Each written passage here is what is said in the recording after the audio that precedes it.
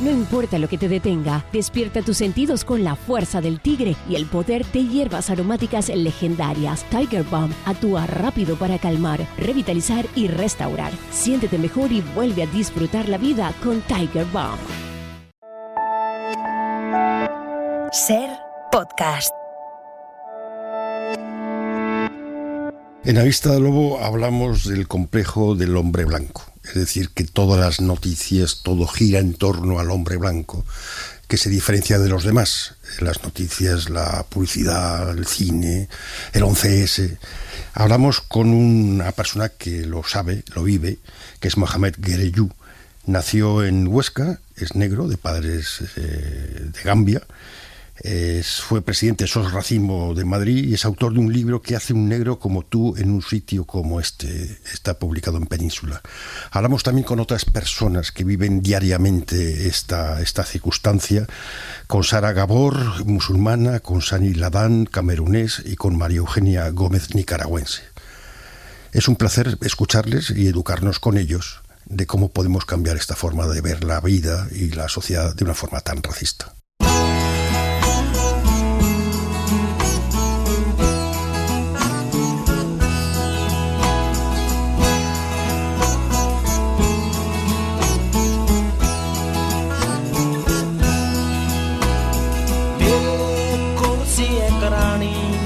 शायद मैं कहमा ओदे कुर्सी में ओने ओदा कमरा दिखा लिया है नी ये अच्छी नॉर्वेजियन लकड़ी ओने क्या रहना था मैं जा जित भी तेरी मर्जी मैं आले वाले दिन क्या कोई उठे कुर्सी नहीं सी मैं दुई ते बह गया समा सोच के ओदी शराब पी के असी 2 बजे तक गल्लां कीतियां फे ओने क्या सौन दा समा हो गया. Ramón Lobo, ¿cómo estás? Buenos días. Muy buenos días, ¿qué tal? Oye, interesante este titular que escuchábamos ahora, ¿no? El FBI desclasificando ahora información del 11S que tiene que ver con la supuesta o legendaria implicación del gobierno saudí en los atentados. Sabes que después de los atentados o durante los atentados, claro, no se sabía cuántos aviones estaban secuestrados, finalmente eran 4, pero después del segundo, creo, se ordenó el cierre del espacio aéreo y se ordenó que todos los aviones que estaban en el aire aterrizaran en el aeropuerto más cercano. Y desde ese momento hasta muchos días después solo se permitió despegar a un solo avión. Y era un avión con saudíes que vivían en Estados Unidos, entre ellos miembros de la familia Bin Laden. Sí. Es una maniobra de Biden, que yo creo que Biden está políticamente muerto. Es una presidencia que se va pareciendo mucho a la de Carter, un presidente de un solo mandato. Tiene 3 años para recuperarse. Esta es una maniobra para intentar recuperar un poco, ¿no? Porque la salida de Kabul ha sido tan catastrófica que yo creo que le hace muchísimo daño. ¿Qué recuerdo eso? Tú estabas en el 11S, estabas en Madrid, ¿no? Estaba en la playa, estaba iniciando mis vacaciones de verano, y estaba en la playa, y me llamó un amigo, Manolo Saco, para decirme: ¿estás viendo lo que está pasando? Dije: no, estoy en la playa. Y nada más ver lo que estaba pasando me vine inmediatamente para Madrid, y en el periódico me mandaron de entrada al Líbano. Fui al Líbano y después me dijeron que me fuera a Afganistán. Dije: bueno, tendré que volver a cambiar la maleta porque... No, que te vayas directamente. Digo, es que no es lo mismo ropa de verano que ropa de invierno. Y tenía que cambiar el satélite y un montón de cosas, y luego ya fui a Afganistán. Sí, luego ahí empezó todo, ¿no? Bueno, vamos con nuestro tema, venga. Vamos. Occidente peca de una soberbia que le ha caracterizado históricamente. Eso no es ningún secreto. En el sur global se ha caracterizado como la despensa de Occidente. Entonces todavía esa añoranza y esa soberbia es lo que hace ver a Occidente que todavía tiene ese derecho de ir a las diferentes regiones a nivel mundial, imponer la regla de juego, llevarse lo que tienen que llevar. Creo que se parte de una idea de que lo mío es mejor y los otros son esos salvajes o esos atrasados, ignorantes, indios a los que tenemos que civilizar, ¿no? Todavía eso existe, no ha desaparecido, ¿no? Y toma otras formas. Siempre ha sido como la superioridad blanca, ¿no? O sea, Siempre son los blancos los que invaden todos los sitios, los que mandan tropas, los que mandan... Y exacto, ¿qué se le perdió a un blanco en Afganistán o en cualquier país de África? O sea, sí, África es de los africanos. Occidente ha metido mucho la mano en muchos sitios donde no le correspondía. No vendría mal, un poco de melanina de verdad no vendría mal en el Congreso de los Diputados, pero no solo colorear el Congreso, sino que desde la base que se fomenten que la gente pueda prepararse, no sea un impedimento a ese sueño de llegar ya sea al Congreso de los Diputados, al Senado o al Parlamento Europeo. Sí, se tendría que ver la realidad que uno ve en el metro, en el transporte público, ¿no? Tú vas en el metro y ves gente de todas de todos los continentes, digamos ahora fundamentalmente latinoamericanos, africanos, asiáticos, y eso no se ve más que hay debajo de la tierra, ¿no? Y en ciertas zonas, en ciertos barrios. Claro que falta esa representatividad en todos lados, ¿no? Hoy, sin ir más lejos, me llamaron para ir a un curso, o sea, para la entrevista de un curso, y había una muchacha, una negra, porque era negra, yo soy blanca y ella era negra. La muchacha hablaba perfectamente español, o sea, a lo mejor que nosotras, para que la pregunten de dónde eres. Pues es que creo que es ilógico, era española. Hay muchísima gente africana, de origen africano, que han venido aquí hace muchísimos años, o han nacido aquí, o lo que sea, y para que te pregunten de dónde eres. O sea. A ver, cada vez que veo las noticias o los documentales, o cuando veo que se habla de África, el primer sentimiento o la primera cosa que me viene en la cabeza es que qué atrevidos son los que hacen esos, pues ya sea documentales o las noticias, porque hablan de África a veces con tanta ligereza, de una manera tan simple, de algo tan complejo, porque no hay una África, existe mucha África. Yo he visto en Nicaragua gente que te diga, uy, pero las mujeres aquí son muy potentes y saben hablar muy bien. Y claro, dices, se sorprenden porque tienen una idea preconcebida de que van a ser mujeres como muy sumisas, poco formadas, y porque son esos los estereotipos, ¿no?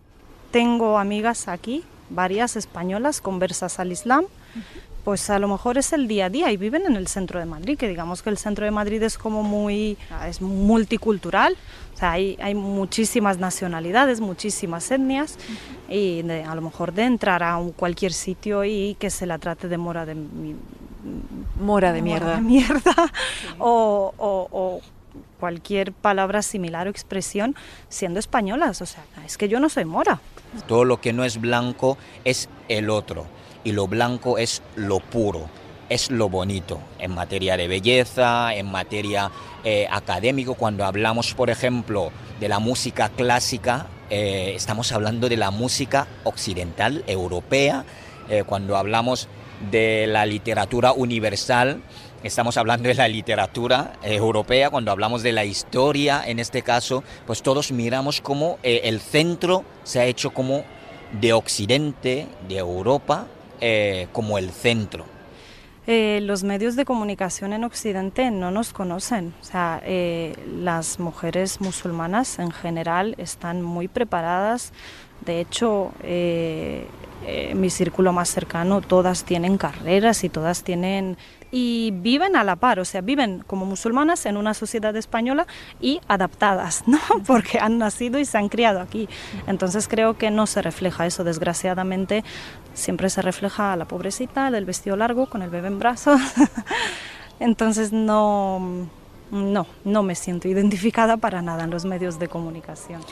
Diría que el mundo ha cambiado, la regla de juego ha cambiado. Occidente tiene que entender que el mundo ha cambiado completamente y entender que la única manera de hacer las cosas es a través del multilateralismo y de la cooperación desde la igualdad.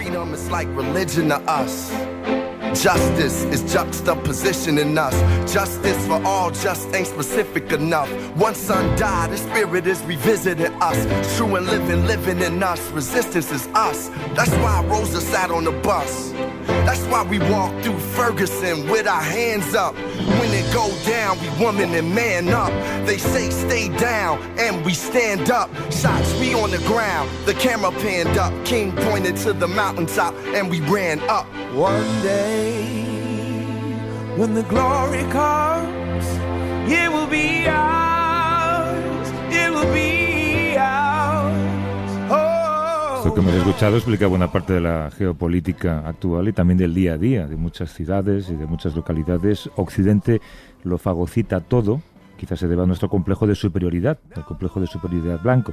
Beatriz Nogal charlaba con Sara Gabor, que es musulmana, con Sani Ladán, que es camerunés, y con María Eugenia Gómez, que es nicaragüense. Los tres viven en España. Charlaba con ellos sobre cómo los estereotipos blancos alimentan el sistema, y es un sistema que muchas veces es racista. Ramón, los occidentales no somos los representantes de nada, pero nos lo creemos. Sí, buenísima la descripción de que la realidad va por el metro. Ahí ves la realidad multicultural de este país. En cambio, cuando miras los Juegos Olímpicos, nos sorprendemos de tener dos representantes que consiguen medalla, Peleteiro y Zapata, y el PP le cuesta felicitarles, porque es como si no fueran de aquí, y son de aquí, nacidos aquí, y también representantes españoles que son de origen magrebí, que han corrido en el medio fondo.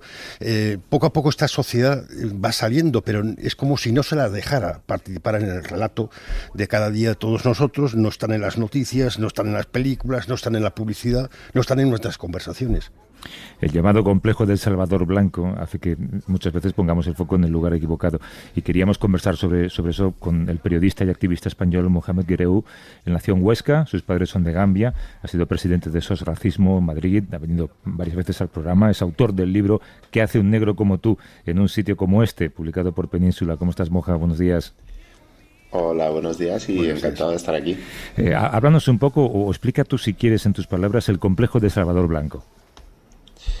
Pues mira, para mí es una especie de tic automático por el cual desde los países europeos y sobre todo por parte de las personas blancas automáticamente se asume que especialmente las personas negras, latinoamericanas, los del sur global, merecemos ser salvados, ¿no? Merecemos ser ayudados para salir adelante.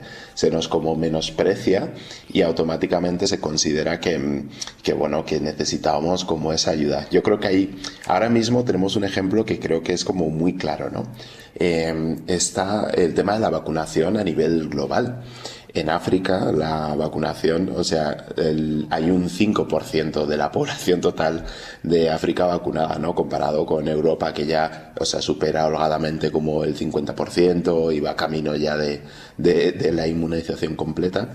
Y sin embargo, por el otro lado, vemos como esas iniciativas, que yo me estoy acordando de una que hicieron Sara Carbonero y Sergio Ramos, ¿no? Que compartieron unos posts en Instagram que decían: bueno, si dependiendo de los likes y comentarios y compartidos que tenga este post, pues UNICEF, porque son embajadores de UNICEF, mandará una serie de vacunas a los niños africanos. Y me pareció flipante, ¿no? Porque es como, por un lado, se produce una situación de desigualdad brutal, ¿no? De acaparamiento por parte de los países europeos y norteamericanos enorme, que no reparten nada, no participan en COVAX. Y por el otro lado existe esa caridad de, bueno, hoy pobrecitos vamos a salvarles así, y con este tipo de iniciativas, ¿no? Que es como si ahora dijéramos que, oye, que LeBron James ha hecho un post en Instagram y dependiendo de los likes que hagan los fans de LeBron James, los niños españoles se podrán vacunar o no. Está muy bien visto. Es algo así como pon un pobre niño africano en tu Instagram y tendrás muchos likes, ¿no? Vamos a pensar en el otro sentido y cómo sentaría. Y ¿tú crees que es un racismo estructural que ocurre no solamente en el metro, como decía uno de los invitados, sino también en la geopolítica, ¿no? Cuando invades Afganistán, en realidad dices, no, es que voy a salvar a Afganistán.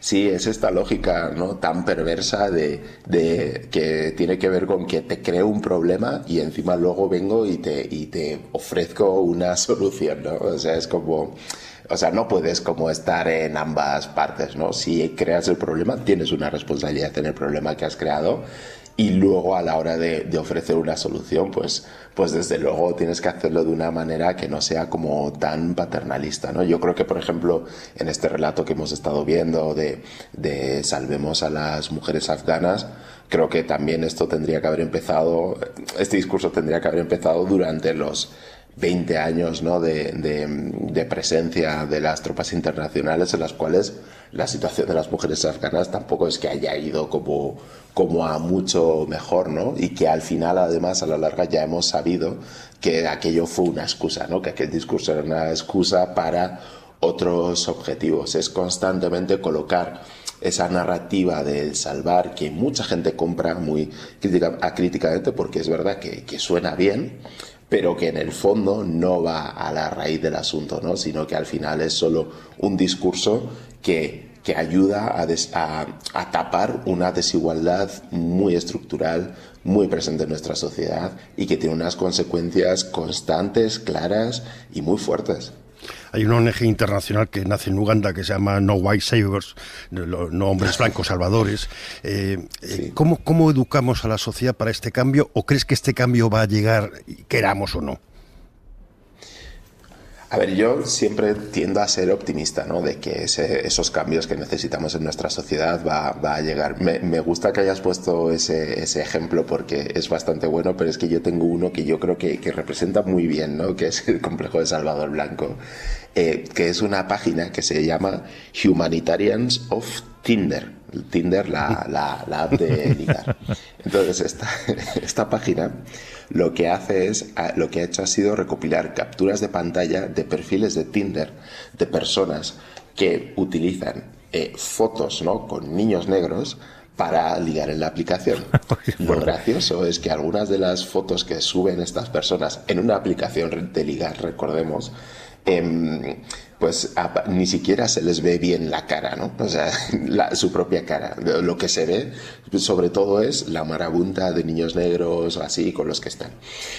¿Por qué cuento esto, no? Porque en este caso lo que se hace es, lo importante es el mensaje que transmite aparecer una foto con niños negros, ¿no? Es un mensaje, lo que mucha gente capta cuando ve esa foto es, oh, qué solidaria es esta persona, o que cómo se preocupa por los demás, le da igual lo material, va por estas cosas, ¿no?, que te llenan el corazón. Entonces yo creo que con esto, yo creo que lo más importante es como ser conscientes de cómo ocurre esto, ¿no? Hay gente que, por ejemplo, cuando va a ir de viaje a un país africano, antes de ir ya sabe que se va a hacer una foto como un niño negro, como quien cuando va a ir a París ya sabe que se va a hacer una foto con la Torre Eiffel. Entonces yo creo que hay un punto de educación, de ser conscientes de cómo funciona esto.